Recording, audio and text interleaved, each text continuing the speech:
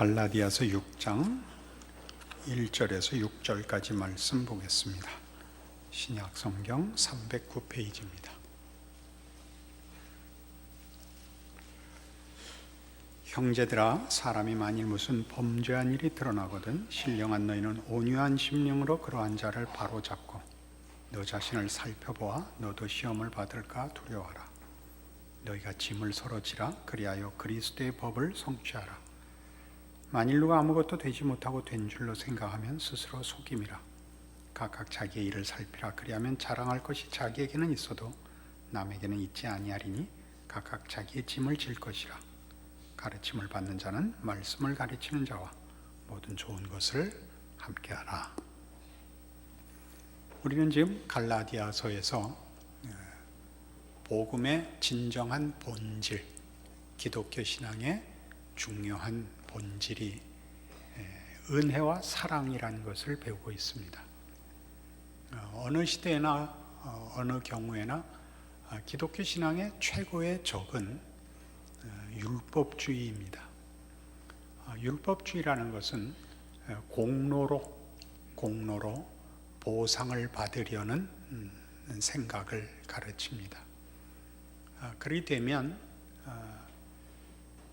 기독교가 전하려는 하나님의 하나님 되심이 현저하게 약화되고 율법주의로 가면 결국 범신론으로 가고 맙니다. 각각 노력한 만큼 보상을 받고 결과에 이르는 가장 중요한 그 신앙의 내용이 깨닫는 것, 노력하는 것으로 제한되고 맙니다. 노력하고 깨닫는 것이 잘못이진 않지만 인간이 깨닫고 노력하여 할 수 있는 자신의 이해와 능력의 범주 안에 기독교 신앙을 제한해 버리기 때문에 창조주 되시고 섭리자 되시며 그 아들을 보내시고 새하늘과 새 땅을 약속하시는, 그리고 하나님을 본받게 하시는 우리 하나님 아버지를 드러낼 수는 없고 그의 통치와 약속들을 배제시키게 됩니다. 그래서 율법주의라는 것은 굉장히 기독교 신앙에 있어서는 늘 경계해야 되는 것입니다. 다만 교만과 자랑, 정죄 같은 것들이 문제가 아니라 본질적으로 이런 중요한 문제가 생기는 것이죠. 그래서 지금 오늘 다루는 갈라디아서 6장 1절에 이하의 오늘 본문의 말씀은, 그러니까 사람이 만일 무슨 범죄한 일이 드러나거든 신령한 너희는 온유한 심령으로 그러한 자를 바로잡으라 라고 얘기하는 것은 기독교 신앙의 핵심되는 원리나 내용이나 목표가 잘잘못의 문제보다 더 크다, 그런 뜻입니다. 그러니까 누가 범죄하거든 너 틀렸다, 너 잘못했다 라고 얘기하는 것이 기독교 신앙에서의 가장 중요한 본질이 아니라 그 잘못한 사람을 고쳐내는 것인데, 그 고쳐낸다는 것이 교종을 하거나 강요하는 것이 아니라 짐을 나누어 짐으로써 그를 교종하라는 것입니다. 짐을 나누어 진다는 것은 갈라디아서에서 가르치는 가르침대로 하자면 당사자가 회복될 때까지 기다리라는 뜻입니다. 당사자가 돌아오고 고치고 본인이 하나님의 은혜 가운데서 치유되도록 참고 견디라는 것이죠. 우리 예전에 제가 이 본문을 다른 설교 때 인용하면서 그렇게 말씀드렸죠. 여기서 바로잡으라는 것은 마치 부러진 팔을 기부스해서 기다리는, 회복되기를 기다리는 것과 같다 그랬습니다. 회복시키라, 그런 뜻입니다. 원문이. 그러니까 우리가 부러진 팔이 그 뼈가 붙고 그 근육이 살아나도록 목에다 걸고 있는다 그랬죠. 그런 것이 여기서 말하는 바로잡으라는 뜻입니다.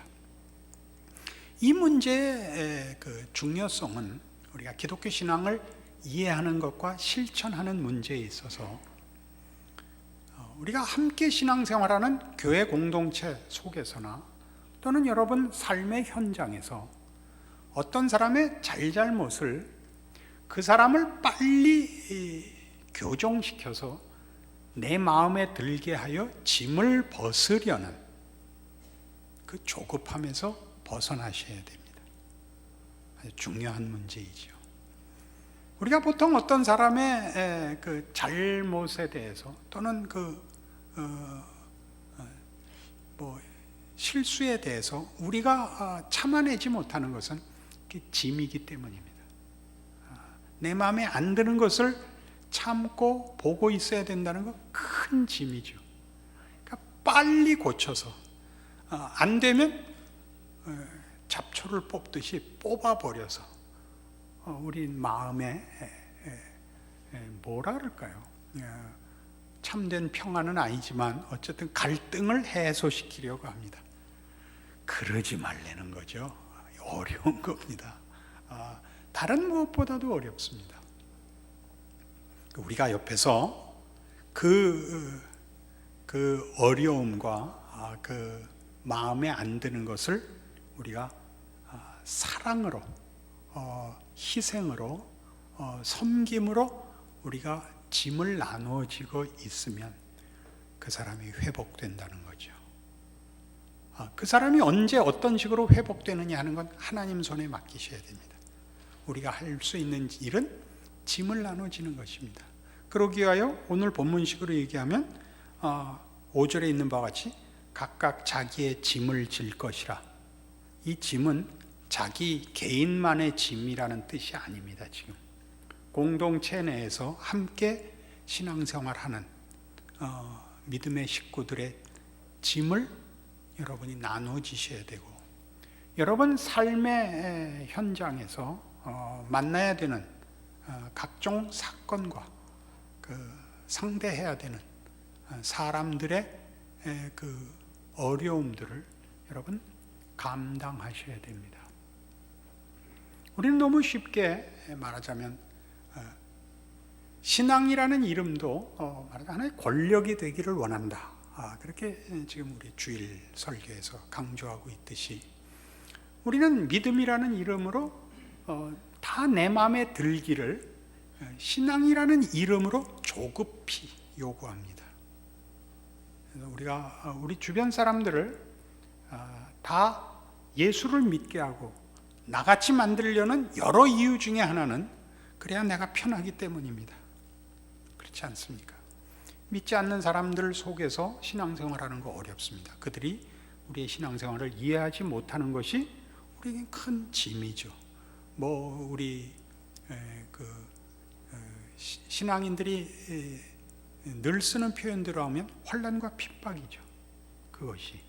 그러니까 그 짐을 지는 것이 여기서 얘기하는 것입니다. 그것이 세상 사람들을 고쳐내는 우리의 중요한 신자의 책임입니다. 하나님이 일하십니다. 그러나 우리는 성급합니다. 그 짐을 지기가 싫으니까, 그 짐을 지는 것이 너무 무거우니까 시간을 단축하려고 합니다. 그러면 내가 더 어떻게 더 지극정성을 다해서 하나님이 빨리 결과를 보여주시기를 원하거나, 상대방이 바뀌기를 원하거나, 아니면 나 보이는 데서 없어지기를 바라는 그런 신앙이 되고 맙니다. 이걸 참아야죠. 그러니까 이게 저는 한 목사로서 설교할 때도 저한테도 적용을 합니다. 제가 가지는 설교 준비를 하고 그 내용에 대해서 가지는 감격과 열정이 빨리 열매 맺었으면 얼마나 좋겠습니까? 그러면 다 아멘하고, 그 다음에 제가 이렇게 쳐다만 봐도 무슨 말인지 알고, 그러면 천국이 따로 있겠습니까? 그러나 천국은, 하나님의 나라는 예수님이 설명하셨듯이 섬기는 나라랍니다. 그러니까 천국은 나 편한 나라가 아닙니다. 나 편한 나라가 아니라는 것 참 중요하죠. 그러니까 신앙생활과 교회 생활이라는 것은 믿음의 공동체의 중요한 우리의 실천의 그 내용은 서로 견디고 섬겨야 되는 것입니다. 성경은 이 문제를 에베소서 2장에 가시면 이렇게 가르치고 있습니다.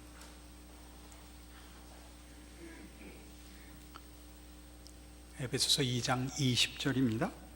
너희는 사도들과 선지자들의 터 위에 세우심을 입은 자라. 그리스도 예수께서 친히 모퉁이 돌이 되셨느니라. 그의 안에서 건물마다 서로 연결하여 주 안에서 성전이 되어가고 너희도 성령 안에서 하나님이 거하실 처소가 되기 위하여 그리스도 예수 안에서 함께 지어져 가느니라. 함께 지어져 갑니다. 우리가 누구의, 여기 오늘 우리 본문 갈라디아서 6장 10절에 하면 너희 형제 중에 누가 범죄한 것을 보거든 너희는 온유한 심령으로 그를 바로잡으라. 우리가 그 사람을 위해서만 참고 견디고 짐을 지는 것이 아니라 그 일로 인하여 우리에게 유익이 있다는 거죠. 유익 정도가 아니라 하나님이 예수 그리스도의 피로 값주고 산 영혼들을 완성시키기 위하여 그런 식으로 성도들을 인도하신다는 겁니다. 우리는 어려움을 겪거나 좌절을 겪는 것들은 무언가 신앙상의 하자가 있어서, 문제가 있고 부족함이 있어서 생기는 것이라는 그런 식의 생각을 가집니다. 완전주의적이기 때문에 우리가 가진 믿음의 고백이나 또는 헌신이나 노력의 부족으로 참된 결과를 얻지 못한다고 생각합니다. 근데 참된 결과가 뭐냐 할 때 문제가 해결되는 것이 아니라 문제를 지고 가는 실력이라고 가르치는 셈이죠. 짐을 지고 가는 실력. 어려운 요구일 수 있습니다. 그러나 이 훈련 속에서 우리는 비로소 예수님의 성육신과 그 십자가를 지신 능력을 배웁니다. 하나님은 그렇게 일하십니다. 그것이 십자가의 승리고 성육신으로 이루신 하나님의 의이며 모든 성도들에게 요구하는 겁니다. 오늘 본문식으로 얘기하면 돌아가서 6장에 이렇게 보시겠어요? 1절에 요구한 형제들아 사람이 만일 무슨 범죄한 일이 드러나거든 신령한 너희는 온유한 심령으로 그러한 자를 바로잡고 너 자신을 살펴보아 너도 시험을 받을까 두려워하라. 너희가 짐을 서로 지라. 그래서 뭐라고 나와요? 그리하여 그리스도의 법을 성취하라. 그리스도의 법, 그리스도의 방법이라는 얘기죠. 우리는 이 문제, 한국교회는 이 문제에 약합니다. 능력과 또는 완전한 방법에 치중하고 있고 소원하는 결과가 이루어지는 것이 참다운 신앙의 하나의 증표로 생각되고 있습니다. 기도했더니 되더라 라는 게 물론 여러 가지가 있을 수 있지만 그 되더라에 기도했더니 되더라. 여러분 오늘은 이 본문을 통해서 기도했더니 참아지더라, 짐을 지게 되더라, 기다리게 되더라, 이렇게 갖다가 그 내용을 삼으셔야 됩니다. 기다리셔야 됩니다. 주님 오시는 그날까지 구원의 문이 열려 있고 하나님의 기적이 열려 있습니다. 우리가 그 문을 닫으면 안 됩니다. 우리가 믿음이라는 이름으로 기도로 헌신과 열심으로 그 문을 닫고 우리 마음에 들기를 바라기 때문에 신앙인들의 그 신앙의 내용이 좋은 것에 비해서 우리 조급합니다. 그리고 거칩니다. 매우 거칠죠. 우리 고린도전서 13장에서 보는 사랑장의 중요한 사랑에 대한 정의들을 생각해 보십시오. 사랑은 오래 참고, 사랑은 자기의 유익을 구치 않고, 사랑은 무례히 행치 않고, 사랑은 성내지 않고. 중요한 본질들입니다. 사랑이 우리는 굉장히 큰 강요죠. 큰 그 명분으로 횡포에 쓰입니다. 사랑이라는 이유로 나 사랑하기 때문에 당신한테 이 말 해. 그 말 안 하셔야 되는 겁니다. 당신은 말이야, 내가 옆에서 봐도 찬 바람이 불어. 그럼 못 써. 그 말 안 하셔야 됩니다. 그 사람 차갑거든. 더울 때 가까이 하시고 추울 땐 좀 멀리 하시고 기다리셔야 됩니다.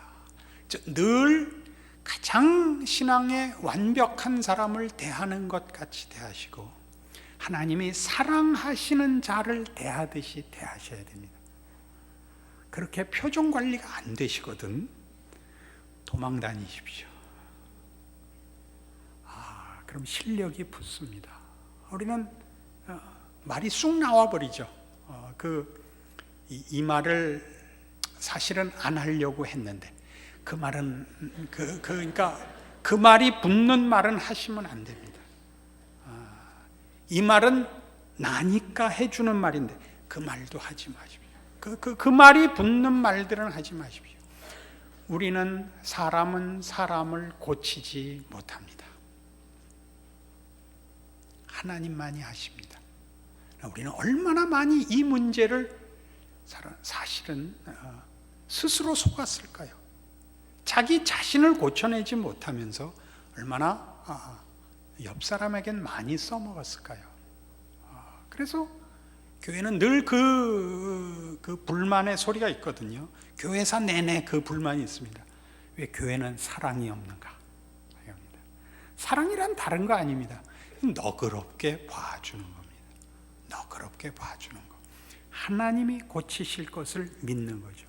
아까 고린도전서 13장 예를 들었듯이 그 사랑에 대한 마지막 정의들은 사랑은 모든 것을 참고 모든 것을 믿고 바라고 견디는이라죠. 믿고 바라고 견디는 것. 하나님이 은혜와 기적으로 일하심을 믿는 것입니다. 그래서 어떻게 하라고요?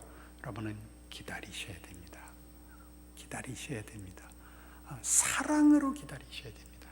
냉정하게 관심 없이 내버려 두는 것을 기다린다 그러지 않습니다. 초조한 마음을 가지고 간절한 마음을 가지고 그러나 기다리셔야 됩니다. 하나님이 일하시도록 기다리셔야 됩니다.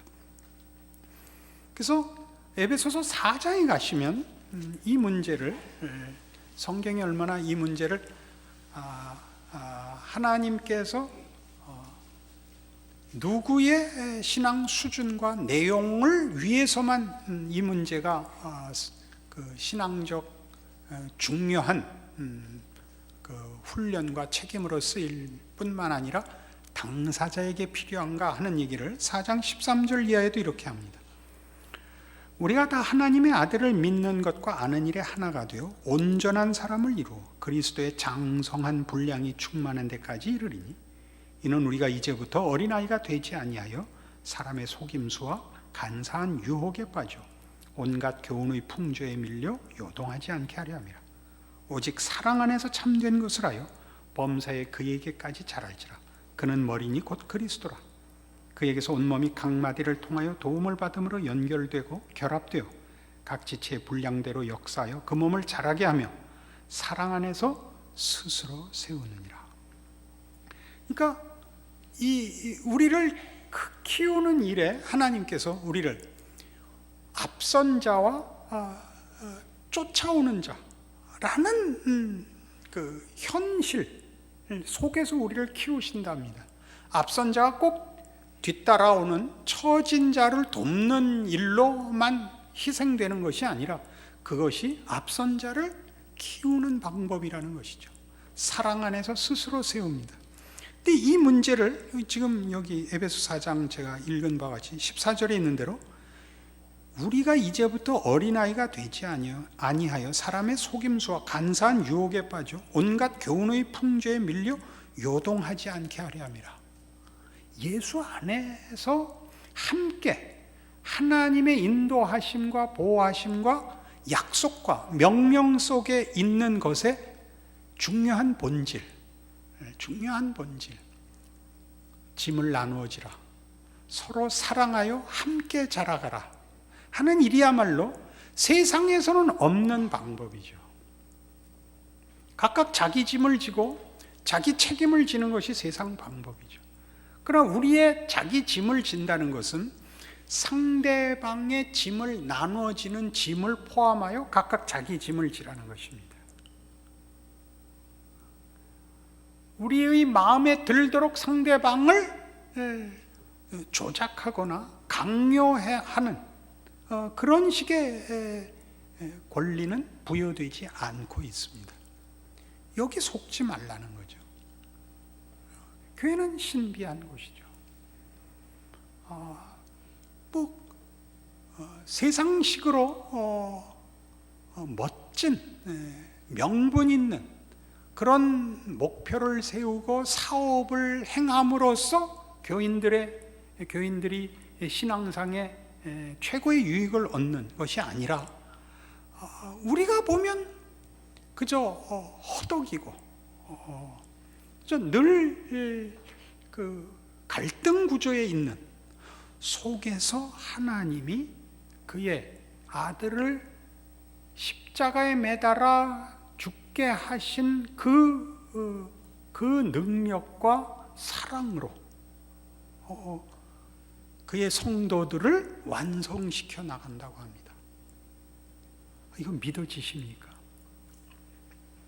스데반이 자기 민족을 향하여 예수 그리스도가 누구인가를 증명하기 위하여 목숨을 겁니다. 그죠? 초대교회의 그 성도들의 그 어려움은 그들이 예수를 믿음으로 말미암아 유대인들 사이에서 유일신 하나님을 부인하고 예수라는 또 다른 신을 가진 사람들로 간주되어 유대인이라는 선택된 민족의 자리를 포기한, 배반한 매국노 취급을 당했다는 사실입니다. 그러니까 굉장히 어려웠죠.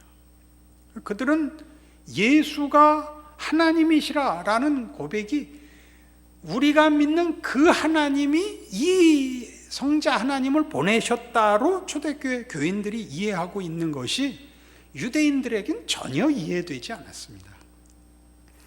그래서 스데반의 설교가 옛날 아브라함부터 시작을 하는 겁니다. 우리 민족을 찾아오시고 모든 인류에게 구원을 주시기 위하여 아브라함을 부르신 하나님으로부터 자기 나라의 역사를, 하나님의 약속과 인도와 그 허락한 은혜의 결국 실체가 예수라는 것을 이렇게 쭉 설교 속에 훑어오죠. 그러나 유대인들이 믿지 않고 돌 던져 죽입니다. 뭐라고 답하고 죽습니까? 아버지여 저들을 사하소서. 저들이 자기가 하는 일을 알지 못하나이다. 이걸 하나의 겸손이나 믿음의 지극한 어떤 이상적인 상태로 보면 아주 잘못될 수 있습니다. 자기에게 돌을 던지는 자들에게도 용서를 구한 멋진 신앙의 어떤 형태로 보여서는 안 됩니다. 그는 돌 던지는 그러니까 유대 사회의 현실에 대해서 절망하지 않는 것입니다. 예수를 믿는 자를 돌 던져 죽이는 그 사회의 그 수준과 그 무지함에 대해서 절망하지 않고 죽는단 말이죠. 아버지여 저들을 사하소서라는 기도 속에 그런 이해가 있습니다. 하나님 이럴 수가 있습니까? 그래야 맞는 거 아닙니까? 그래서 돌을 던졌더니 튀겨나가서 던진 놈들을 때려서 다 죽여서 그 다음에 겁이 나서도 기독교를 인정할 수밖에 없었다. 우린 그 초조함 속에 있는 것입니다. 우리의 믿음은 따지고 보면 예수를 보내신 하나님을 안 믿는 것이든가 믿는다 그러는데 영 이해를 제대로 못하는 것이죠. 오늘 우리가 이 본문 속에서 이 가르침을 가지는 것입니다. 우리는 이것이 무책임해지거나 질서가 흔들리는 혼돈 상태를 야기하는 것을 허락하는 것이 아닙니다. 우리는 우리의 믿음을 지키고 우리가 믿는 바 분명합니다. 우리는 성결해야 되며 우리는 진실해야 되며 우리는 최선을 다해야 합니다. 그러나 그런 최선과 어떤 기대와 우리의 믿음, 우리가 지켜야 할 책임들이 다 예수 안에 있는 하나님의 부르심과 베푸시는 은혜와 사랑이라는 능력에 의존되어 있어야 합니다. 하나님의 사랑의 능력에 의존되어 있어야 합니다. 우리는 따뜻한 눈과 기다리는 믿음을 가져야 합니다. 만일 그것이 없으면 오늘 본문으로 돌아가셔서 본문에 특별한 경고가 있죠. 이 경고가 있습니다. 3절에 보듯이 만일 누가 아무것도 되지 못하고 된 줄로 생각하면 스스로 속임이라. 답답하죠. 그 왜 믿음 생활이 그거밖에 안 돼? 라고 얘기를 하거든. 지금 바울의 반문은 겁니다. 너 아직도 다 모르는 거다 이거죠. 너의 믿음 생활이 그거밖에, 신앙 생활이 그것밖에 안 돼라고 얘기하는 그 수준이면 그 말을 하는 당사자가 아직도 신앙이 뭔지 모르고 있다는 거죠. 그거 견뎌야 된다는 거죠. 그가 신앙의 기초에도 못 미치는 것만큼이나 그걸 옆에서 감수할 실력이 없는 것이 말하자면 동일하게 여기서 말하는 아직 멀었다는 것이죠. 그러고 보면 사실 우리한테 절망은 없습니다. 우리가 한국교회가 어때야 된다든가 우리나라가 어때야 된다든가 우리 교회가 어때야 된다든가 하는 우리의 소원과 조급함 같은 모든 것들에 대해서 우리는 사실은 하나님이 그 아들을 아끼지 아니하시고 우리를 위하여 내어주셨는데 어찌 그 아들과 함께 모든 것을 주시지 않겠느냐라는 약속을 다시 한번 확인해야 됩니다. 그렇습니다. 아브라함을 부르신 하나님에 대하여 성경은 로마서 4장에서 뭐라고 증언하느냐 하면 아브라함을 부르시고 그에게 약속하신 하나님은 없는 것을 있는 것 같이 부르시며 죽은 자를 살리시는 하나님이라고 되어 있습니다. 창조의 하나님이시며 부활의 하나님입니다. 없는 데서, 조건이 없는 데서 결과를 만드시고 죽음, 반대편의 최악의 경우로 모든 일을 망쳐놓은 상태에서 승리를 만들어내시는 하나님입니다. 만일 그것이 없다면 사실 우리의 믿음 생활은 불가능합니다. 만일 우리가 우리의 믿음을 이 하나님의 창조주요 부활의 하나님인 것을 기억하며 그가 그 아들을 주신 사랑의 아버지라는 것을 기억한다면 우리 신앙생활에서 넉넉하지 못할 것이 없습니다. 그렇지 않습니까?